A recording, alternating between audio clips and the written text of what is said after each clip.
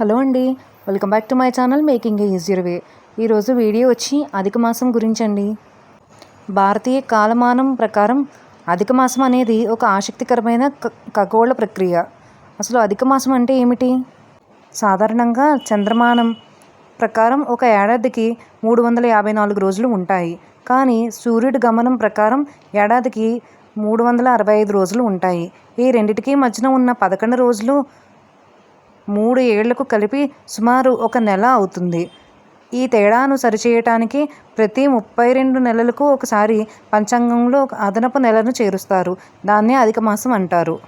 ఏ మాసంలో అయితే సూర్యుడు ఒక రాశి నుండి మరొక రాశికి ప్రవేశించడో ఆ నెలను అధిక మాసంగా పరిగణిస్తారు. దీనిని పురుషోత్తమ మాసం అని కూడా పిలుస్తారు. ఈ సమయంలో శుభకార్యాల కంటే ఆధ్యాత్మిక కార్యక్రమాలకు ప్రాధాన్యత ఇస్తారు. అధిక జ్యేష్ఠ మాసం ఎప్పుడు వస్తుంది? ప్రస్తుతం ఉన్న లెక్కల ప్రకారం రాబోయే అధిక జ్యేష్ఠ మాసం 2026 సంవత్సరంలో వస్తుంది. దీనికి సంబంధించిన ముఖ్యమైన తేదీలు: ప్రారంభం తేదీ వచ్చి 17వ మే 2026 ఆదివారం. ముగింపు తేదీ వచ్చి జూన్ 15, 2026 సోమవారం. 2026 సంవత్సరంలో జ్యేష్ఠమాసం 2 సార్లు వస్తుంది.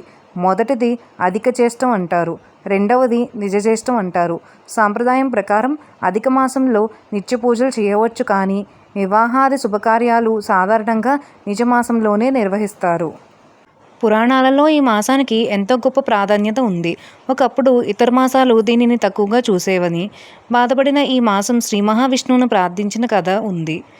అప్పుడు శ్రీ మహావిష్ణువు తన పురుషోత్తమ అనే పేరును ఈ మాసానికి ఇచ్చి, ఇది నా ప్రియమైన మాసం అని ప్రకటించాడని చెబుతారు. అందుకే దీనిని పురుషోత్తమ మాసం అని కూడా పిలుస్తారు.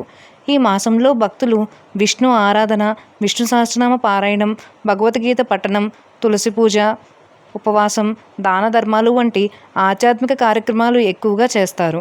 ముఖ్యంగా అన్నదానం, గోదానం, దీపదానం చేయటం ఎంతో పుణ్యప్రదమని శాస్త్రాలు చెబుతున్నాయి.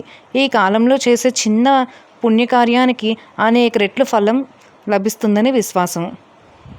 అధిక మాసంలో వివాహాలు, గృహప్రవేశాలు, ఉపనయనాలు వంటి శుభకార్యాలు సాధారణంగా నిర్వహించరు.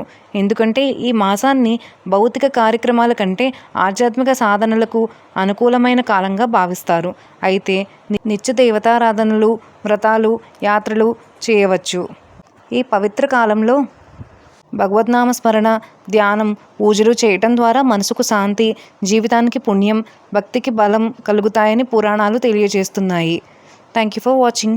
ఇలాంటి మరెన్నో వీడియోస్ కోసం నా ఛానల్ని సబ్స్క్రైబ్ చేసుకోండి.